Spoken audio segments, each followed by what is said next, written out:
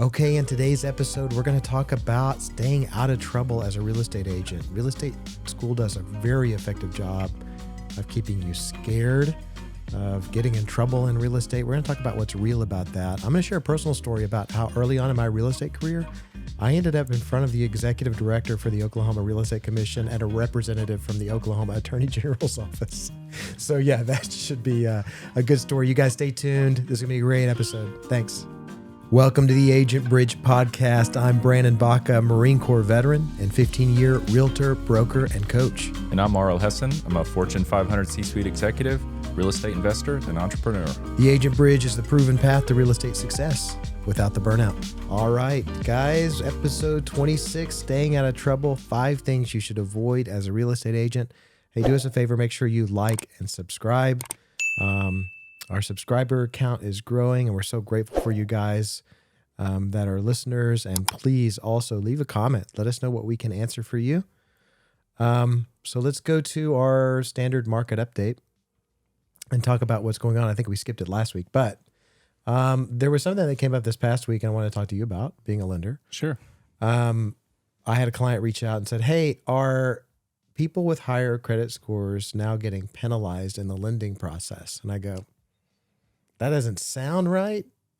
And then I called you and you were like, yeah, we talked about that 2 weeks ago, and I completely lost it. And I don't, really, I'm thinking about selling real estate. I don't think a lot about those little detail things or credit scores. That's kind of your bag, but let's talk about it and what it means. Cause there's what I found in researching it is very politically charged. It's very, everything is. And after talking to you, I'm like, okay, this really doesn't have anything to do with politics necessarily. No, it's just the spin that people put on things so that they can make the headlines what they are. By the way, can we rabbit trail on that for just a second with the headlines? And I think we've talked about this before, but basically all of, your news, if you're watching it on YouTube or Instagram or whatever, it's all clickbait.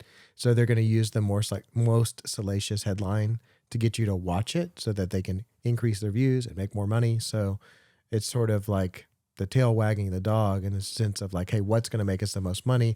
And that's what we're going to report on. They're not going to report on something changing that doesn't have some sort of political tie to it. So, but anyway, go ahead. Everybody's already talking about mortgage rates. So it was a great headline to say, Biden's made these changes so that, everybody pays more money so that people with lower credit scores don't have to, and all this. Right. And that's a very politically charged statement. And this doesn't matter. I don't care which party you associate with. Yeah. The facts are that there are some changes to what they call loan level price adjustments. So you have a base rate that's has no loan level price adjustment on it, and then you have rates throughout the spectrum in a matrix that do have loan level price adjustments. Mm-hmm.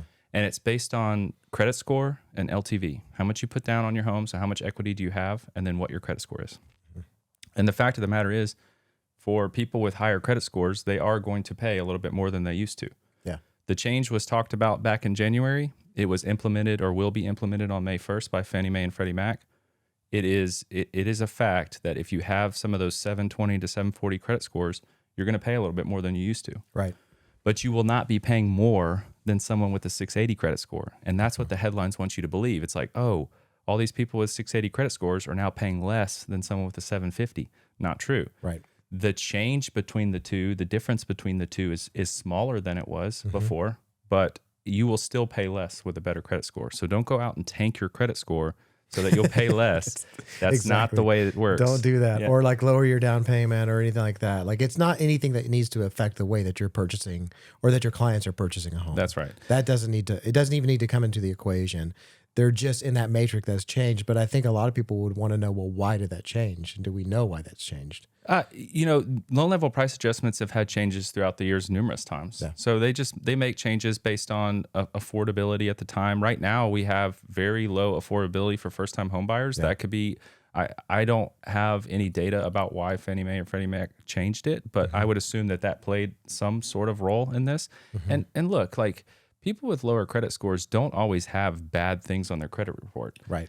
You have people fresh out of college, even if they don't have student loan debt, or let's say they don't have student loan debt, they don't have any credit really. Well, they don't have history, and a history is a very important factor in credit scores. So you may have somebody with a 680 credit score who has no history, who has one open credit card with a $100 balance, but can't get over 700 because they don't have history. Right. And, so there's a lot to that, right? So you want someone like that who has cash in the bank and can afford to buy a house or wants to buy a house. Why penalize them with these massive loan level price adjustments because their credit score is not high? The other thing they did with this change is add new bands. So before, in the lending world, 740 was considered top tier credit. So you'd have a band that was 740 plus. That was the band. Right. Now it's 760, 780 plus. Interesting. So there's even nuances to how high top tier credit is now. So if you want the very, very best rates, you're looking at 780 plus instead of 740 plus.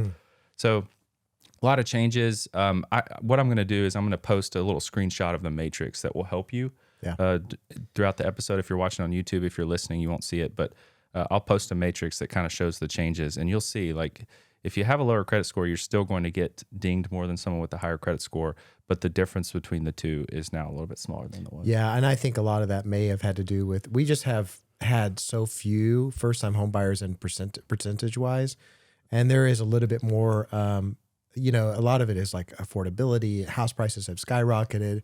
And so you just have this like sort of bottom rung of people who are getting into the housing market who haven't been able to. So there may be some of that too, where they're trying to sort of maybe influence first-time home buyers a little bit more or create a little more advantageous situation for them. Yeah, one last thing on this is it's not like a very strict implementation. So I'm a broker, so I have access to a few different banks. I've seen some banks implement these in the very strictest sense, meaning like if you have a 780 credit score and you're putting this much down, you're in this loan level price adjustment bucket, bam, that's what you're getting hit with. Then I've seen other lenders say, well, we like the fact that you have a 780 credit score, even though you're only putting down 15% instead of 20, we're not going to ding you that hard. And so this is your rate.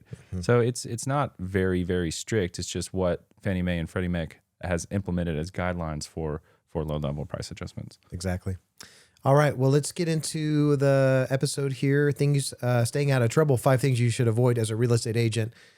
And again, as I mentioned at the top of the episode, real estate school does a really good job of scaring the bejesus out of you, because they're like, okay, here are all the things, and we're talking about steering and blockbusting and all of the, things that will get you in trouble. It's like real estate law school, and so or stay out of trouble school. Yeah. But I wanted to talk about like reality, because if you've been a real estate agent for any amount of time, I don't care if it's been a week, a month, or a year, you realize that very little that you learned in real estate school has anything to do with what you're doing out there in the real estate world. Because they're not teaching you contracts, they're not teaching you how to sell. They're just teaching you like terms and definitions. Isn't it amazing that you go through the entire school and then the test, not one question or piece of information about these are the things in a Tennessee real estate contract, but 100 questions on you will go to jail if you do this, you will go to jail if you do this, you will go to jail if you do this. Yeah, it's like it's incredible, really. It really is. Don't, like Lee say, these are the pieces of a Tennessee real estate contract. Yeah, that would be Tennessee super specific. helpful. Yeah, but anyway, so that's on us as brokers to teach you guys that stuff. But so we want to talk about like the reality of the situation in real estate and what's really going to get you in trouble, and maybe what you can be a little more bold about in terms of being out there and selling and things like that. So the first thing I want to talk about is the disclosure versus a disclaimer. And this is something that comes up when you're listing a home, and where sellers, if they haven't lived in a property for a certain amount of time, they want to sort of maybe like take a little bit of a backseat and not have to really disclose much information. The disclaimer specifically says, I think it's you can't have lived there for 2 years, and really what a disclaimer is like you haven't seen it, you don't know anything about it. Right. Which very rarely that's the case. A lot of these rental properties are something that people have lived in, they've made repairs on. And then the disclosure is like every single thing that's wrong with the house, right? Or anything that you know about are things in working order. So you're going sort of line item by line item down the disclosure, making sure it's like, hey, is this working? Yes, no, or unknown. So for me, what happened is I don't remember exactly what it was. I was in a scenario where I think it was a wholesale scenario very early on in my real estate career. Okay. And basically there was another real estate agent involved. I had a listing on the market. He said, hey, I'm going to sort of put in a contract on this property, and then I'm going to turn around and resell it. And I don't remember all of the specifics of the deal. I think as an early real estate agent, that sounded like, okay, like, well, yeah, I'm in. What are we going to do? Well, we ended up getting called into the Oklahoma Real Estate Commission with the executive director and a representative from the Attorney General's office. And during that time, it turned out that we had not done anything wrong other than the way that the property was being advertised on the MLS. So it was a small adjustment. But there was something that stuck out from that interaction, and that was the disclosure versus the disclaimer scenario. And so the person who had sort of was wholesaling the property was buying it to resell it. He filled out a disclaimer, and she goes, no, disclaimers are, the executive director said, disclaimers are for when you know nothing. Yep. You haven't seen it, haven't lived in it. It's you live in another state and you just own this property. And disclosure, if you know anything about it, you need to put it on the disclosure. And if you don't know, circle unknown. Yeah. And that's honestly a common bailout for people. I feel like a lot of unknowns get circled on those disclosure. Right. But at least, because where you can get into trouble legally is failure to disclose. That's Absolutely. That's an offense. That's something that you can get sued for. It's like if you knew about something and you didn't tell them. And so that's where sometimes that disclaimer can be a cop-out for an owner. So I always encourage our agents. It's like I say if they know anything, lived in it any amount of time, right, fixed anything on it, go ahead and put that disclosure together. And if there are things that they don't know, circle unknown. But if there are things that they know, let's talk about them, right, so that they don't get stuck in a failure to disclose scenario. That's right. Because I don't even know if there's I don't know, for legally if there's a statute of limitations, but people do get sued for failure to disclose after the fact, after the real estate contract is closed. Absolutely. So they're like, no, you had to know about this thing. Yeah, there happened to be a fire in one of the rooms, and it was repaired and patched up and painted and everything, and you find out later, absolutely, people get sued for stuff like that. So I say, like, the time you use a disclaimer is if you've got an out-of-state investor who's never seen the property. Okay. Otherwise, there needs to be some questions, right, asked before we fill out a disclaimer. So you almost are never going to use them. Okay. The other thing is, as a part of that, make sure that you're always disclosing stuff if you know them. If you have a client that doesn't want to disclose something, you're legally bound to disclose it. Like if it's something that you know about, a material defect that you know about, and the client just wants to gloss over it, you cannot do that. You can't. Right. Basically you're bound by, state law, you're bound by the code of ethics, right? If you're a realtor. So just disclose, and it's always better. Like, look, anything in a house can be fixed. Even if the thing was burned, even if there was a massive plumbing fixture, that stuff can be fixed and people will still buy the property.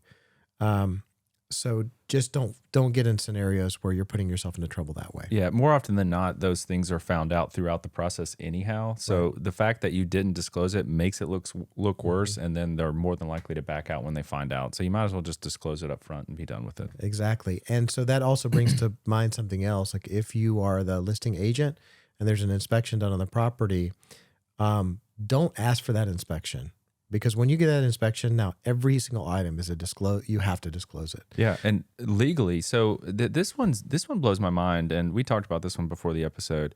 So I've had this almost every time I've been working with a buyer. I've had the listing agent, if we have asked for repairs, unless it's as is, they wouldn't ask. But if we're asking for repairs, they almost always ask for the inspection report. And I'm like, why would you want this? And I literally go back to them. Do you understand what you're asking me to do? Because I found a lot in here. And as soon as I send it to you, you now know every bit of this. And I've had buyers back out when they've had the inspection report done. The seller has demanded that we share it. And actually, we don't have to, but they really wanted it. So I shared it just to say, kind of teach them a lesson. And guess what? When they go to relist, they didn't disclose any of it. So it's just like, come on, guys, you're not doing the right thing here. You know about every single item in this list now. That's right. Yeah. So just there are things is like maybe if you want specifics on a particular issue, get that, or when they ask for something, but it's totally okay. I understand why you would ask for pieces of the inspection report that are relevant to what you're asking someone to fix. Right. Like if you're saying like, I have these 3 items I want fixed, and then this listing agent says, can you send me those sections of the report? I get that. Yeah. But to send the whole report, I don't understand why you would want that. I wouldn't want it. No, I agree. Okay, so number 2, negotiating over the phone. Now, this is another one where I've seen, and here's what's going to happen. You're going to negotiate something over the phone, and it's going to be like, hey, we're going to, like, let's do this deal. Let's do this price, this earnest money, whatever. And you're in a hurry. You're at a ball game. You're going out for the night, and you're like, we're good, right? And then when you send the paperwork over to get signed, then all of a sudden nobody can remember exactly what it was, or somebody's changed their mind, and you have zero proof to show that that's been done. Or they were at the happy hour and then they went to tell their client and they messed up on the details. Their client agrees, but agrees to the wrong thing. Right. The wrong thing, or says, oh, well, no, we didn't agree to that. Yeah. So look, it's okay to have conversations over the phone. In fact, you should. You should always call the listing agent before you submit the offer to make sure you're putting in relevant pieces that match what the seller's looking for. Exactly. And it's even fine to sort of kind of come to an agreement or to talk about those things. But everything like immediately needs to be followed up with paperwork. Do not sit on it, right? Go ahead and do it. And that's why I always say it's good to have a TC, because realtors will get, like I'm talking to one of our top agents right now, and she called me about, the agent on the other side. He's like, hey, I'm getting this stuff together, but I'm running around like a crazy person. So let me get back to the house and let me whatever. And then all of a sudden it's, a day goes by and we don't have a signed agreement because he doesn't have time. That to me is completely unprofessional. And if you have a TC that you're paying a nominal fee per transaction, you can have that TC just knock it out for you real quick, grab signatures, and then you're done. Yeah, shoot him a text, say, hey, let's get this written up. So all that nonsense about, it's like, oh, I need to do it because I want to have my hands on the deal. You're putting yourself in a position where you've got the opportunity to be unprofessional. And if you agree to something over the phone, you go back, you tell your clients, hey, we've agreed, we're good. Mm-hmm. You don't get the paperwork in, and then they get a better offer, get it all signed up. And then there's nothing you can do. And you've already told your clients that, hey, we got it. You don't have it. You don't have it until you have something signed. Until you have something signed. And bound. Now, that's right. Remember, a verbal agreement is still an agreement, but it's not enforceable. Yeah. You can't enforce it. So even you have to, like, you're depending on that other person's word. And man, in real estate deals, I can tell you, do not rely on someone else just telling you something. Yeah. Follow it up with the paperwork. And if you need to, send an email like real quick, to formalize it and have them respond or respond and say, hey, we're going to finalize this with the contract. But the best case scenario is to have a TC that can just knock it out super fast. Absolutely. Okay. Nothing's final until you have an agreement with signatures from both parties. Okay. All right. Number 3, paying for things out of your own pocket. Okay. This question comes up for me pretty often. And I get agents and they call and they go, hey, is it okay if I pay for the paint for my sellers to sell their house? Or is it okay if I pay for, hey, they've got this repair or this carpet and it's, we need to replace it so the house can sell for more money. And there are like businesses that do that, like, Curbio or certain businesses that will do that. But do not get stuck in a situation where you're buying something on behalf of your client. It's typically not going, like, I've seen it go wrong too many times. Yeah. If property doesn't sell and you've paid for paint and they decide to back out of the listing agreement, guess what? They're not going to reimburse you for that, right? Never going to happen. And the idea with a real estate contract is to decrease variables, right? Every time you do something like that, you're increasing the opportunity for things to go wrong. And there are so many opportunities for things to go wrong anyway. You're just increasing that. So I can't say, enough. Don't spend money on your client's repairs just to get that deal done. Okay. You're just going to get yourself stuck in some really awkward scenarios and lose money that way. And speaking of losing money, giving on your commission too soon in the deal. Well, even before, real quick, back to the last one about paying for stuff out of your own pocket. This is the same thing as discounting just to win a deal. Yeah. Provide value, show your worth. Right. And you won't have to worry about paying for stuff out of your own pocket or cutting commission to win deals. Correct. It's people will understand, hey, I've got the best person in my corner for this property to sell for the best price. Mm-hmm. We don't need this. So anyway.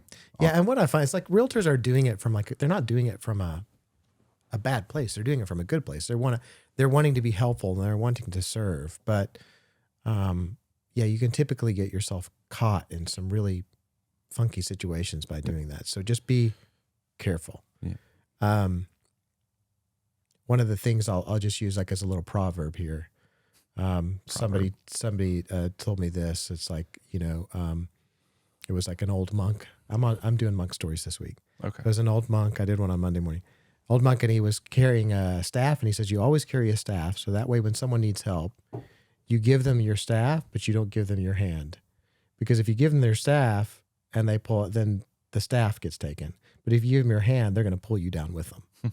So in this scenario, don't give them your hand, but you can give them your staff. So when you're helping someone, it's like important to create a little bit of distance, right? So that you're not in a situation where you can kind of get pulled down with them. Okay. We can cut that if it doesn't work. Okay. Okay. The other one, speaking of, yeah.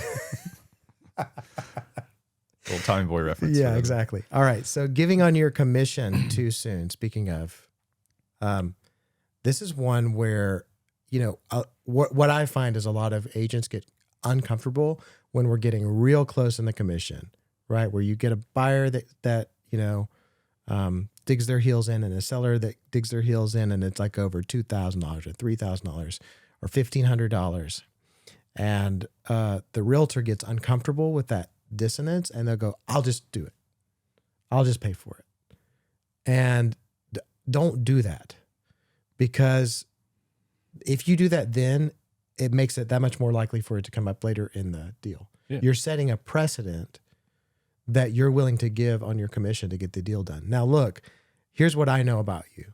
You've done all the work behind the scenes. Like that one deal really is representative of so much like cold calling and marketing efforts that you've done, right? So you've got a lot of work that you've done behind the scenes to even get this deal to come together that doesn't have to do with this one. So you're worth every penny that you get paid to pull this deal together. So don't get in your mind that it's like, oh, look, I'm just trying to get a deal done, and it's really not much. And, I feel like I maybe am getting overpaid as it is, or whatever the scenario, whatever's in your mindset. Don't buy into that. You've done a lot of work behind the scenes. So you're worth every bit of your commission. When you give on that commission, now you're setting precedent for later on in the deal, something else comes up, a repair, whatever, and they're going to ask for commission again. I've seen it so many times. And I would like to think that it's not true, but it is. People will, like, once you kind of give on that, then it's like, hey, can you, we're just not willing to do it. You're going to have to give on your commission. I've got my own little proverb. You ready for this one? Yes, I'm ready.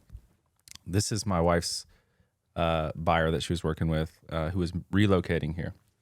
Anna Lauren did all of this remotely. So this client was never here for any of the showings, not here for the closing, any of it. And we are getting close to final negotiations on a property, and she wants a few pieces of personal property in there. Like, I think it was like a really like intricate dog kennel or something like that, a coffee bar, stuff like this. Yeah. And my wife, to save the deal, offers to pay for these items. So they had said this is what it cost if you want it. Her buyer says, no, I'm not going to pay that, but I really want it, or I'm not going to buy the property. And so my wife pays for it. So they close, everything's fine, everything's good. Wife takes her over a closing gift. You know what she says? In my state, in my home state, closing gifts are usually worth a lot more than this. Oh. So my wife has now paid, and actually not an insignificant amount, for these items that she wanted. Rude. And she says that the gift that she gave her, which it was a very thoughtful gift. Yeah. It was probably worth a couple $100, but very thoughtful. And it wasn't just something that you buy like randomly and just take it over. Like, it was very like well put together, very, she's from the South, so very Southern, like good display and whatnot. Usually these closing gifts are worth more money. So to your point, like, people don't remember the fact that you paid out of pocket or gave up some of your commission to get something done. They don't remember these things. They move on. That hurts my feelings, because like and Ariel would never say this, but Anna Lauren is like the sweetest, nicest, kindest Southern belle you'll ever meet. And so that somebody would say, Yeah. be that rude blows and to actually, her. and blows actually my decided mind. to relocate back in less than a year and listed with someone else. Unbelievable. Yeah. Okay. Yeah. So there you go. Don't do it. All right. So what I think of is like, there are going to be situations where you're probably going to have to give on a commission at some point in your career. But what I teach agents is that's like the defibrillator. It's like the paddles, like when you're like trying to revive something that's dead. So it's kind of like a last ditch effort to save the deal, but don't start giving on that stuff. Because what happens if they bust the deal and then we go to another deal? They're already going to be thinking you need to give on your commission. Exactly. Right. And I was going to mention that too, is like, look, if you've done it once and then the deal falls apart, they're probably going to expect you to not only do it again, but do it more so. Like, hey, they were willing to give up $2,000 of their commission. What about $5,000? Right. Okay. So that was number 4. Number 5, trying to know everything. You are not a CPA. You are not an attorney. You're not an electrical contractor. You're not a plumber, right? So you want to think of yourself as the connector. You're going to connect yourself with the professionals. You want an attorney that you can refer to. You want a CPA that you can refer to. You want, contractors that you can refer to. But you don't want to get in the situations where you're giving advice on those things. So anything that you might say regarding those things needs to come with the disclaimers like, hey, look, I'm not an expert. This is what I think. Here's the number of a CPA, but you need to verify with your CPA. Okay. Yes. Because I'm not that thing. Yeah. Even if it's something that right? Even if something that you're sure about, you're an experienced professional, you've been around the block, you had experience with that particular deal, never give advice that you're not qualified to give without that disclaimer. And, right? And that's the key. I have done so many 1031 exchanges. I don't even know how many, a ton of them. Right. But if somebody asks me the details beyond like some basic information about a 1031 exchange, I'm going to say, talk to your CPA. Why? Because everybody's situation is different. That's right. You never know what their financial situation is, what other aspects of what they have going on. You don't know any of that. Just refer them back to someone who's a professional, who's licensed to talk about these things, and just stay out of it, because it's just not worth them pointing the finger at you if something went wrong. Yeah, you don't have the full picture of their financial situation, so just don't get in those situations. Now, one little rabbit trail that I did want to do on the attorney thing is because one of the things that I find realtors are particularly scared of is getting sued. Right? Or having an attorney brought into the situation if you've got something that's contentious. Okay, so I will tell you, you don't have to be afraid of attorneys. In a lot of cases, attorneys can be a good thing to bring into the situation because they can bring a levity and they're going to pull all of the emotion out of it and they're going to slow it down. So sometimes we get in situations, as a broker, we're doing hundreds of deals over the course of a year. And so, obviously somewhere, somehow, I'm going to get a call from someone who's saying, hey, I'm going to bring my attorney into this. And more times than not, and I'm fine with that. I go, yep, that's great. Absolutely. Please have your attorney give me a call, right? As the managing broker, hey, have the attorney call me and I'm more than happy to discuss whatever with them. If somebody says, hey, I'm going to call my attorney, I'm like, thank you. Yeah, that's great. Because you're not coming at this with a level head here. Right, because the attorney is going to ask the questions. What they're going to find is, like, if somebody goes, I'm going to call my attorney, the attorney is going to ask the questions. And most of the time, these things are so minuscule from a legal perspective that their attorney's going to be like, okay, well, that doesn't make sense. Yeah. Because what happens is people get very emotionally charged about what they think is right or wrong or in a scenario. And the reality of it is there's some more complexity to it and they probably don't have the full picture. And they're typically assigning, motive to someone. They're like, they're doing this because this, right? That's one of the things that happens in buyer seller situations is they're always trying to figure out the motive. I was like, well, why did the seller do that? Well, they're just doing that because they want to get our money, or they want to, it's not, most of the time it has nothing to do with that. People are obviously looking out for their best interest, right? They're trying to create financial scenarios that are acceptable to them. and moving forward with their life. But most people in these real estate scenarios, nobody's trying to screw anybody over. Yeah. Right. They're just trying to create a good financial scenario for them and the purchase and sale of their home. So everybody needs to relax on these. You're definitely not an attorney, and don't think just because you have access to a Tennessee real estate contract that you're filling in some blanks and that's it. Right. You don't have to write fancy language to make it sound like you're a lawyer. You just have to write human readable terms in the blanks that are provided, and that's it. Yeah, exactly. All right. Anything else on that? Nope. Okay, let's recap here on the episode. So again, number 1, disclosure versus a disclaimer. Almost never use the disclaimers. Don't negotiate over the phone and without finalizing it quickly. Right? It's okay to have conversations, but let's get that thing signed by both parties. Okay. Don't pay for things out of your own pocket just to get the house ready or for whatever the case may be. Don't give on your commission too soon. Remember, commission is the defibrillator. So that's how we make a deal alive after it might be dead. And then don't try to know everything. Be the connector, right? But not the expert on everything. Okay, in episode 26. Okay. Just can't get that microphone stand together. Well, it's like we've been fooling with it for like 4.5 minutes. It's falling apart. And the reason that we're going through this particular this thing keeps dropping. We're drooping. What's the deal with it? I don't know. Did you strip out the... I might have. Okay. Okay, are you ready for real? Well, I'm adding blooper material, okay? This is show. Don't put that one in there. Okay. Okay. Right. 3, 2, right? Let's get situated. Are you ready? Yes. All right. 3, 2, 1. In episode 26. Okay, we'll start over. Hang on. His voice cracked. He's 14. That was a good episode. Yeah. I thought it was good. Yeah. I mean, those are really most of the things that we, or most of the issues that I deal with as a real estate broker are probably encompassed in these 5 points. Yep. So anyway, well, great. I don't know what we're going to talk about next week, but it's going to be good.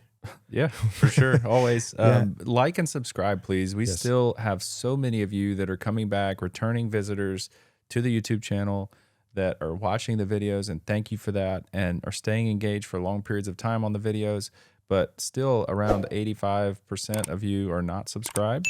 So if you don't mind, just hit the subscribe button. There's no fee for that. It's free. Yep. You'll get notified when we post new content. We actually had a new series roll out this week, a little Q&A series where Brandon and I were getting questions via email, via text, via whatever, and we decided to make them into short little videos that weren't long enough for an episode, but weren't short enough for a YouTube short, less than 60 seconds. So we started that series. So look out for those. And yeah, thank you. Yeah, thanks, guys.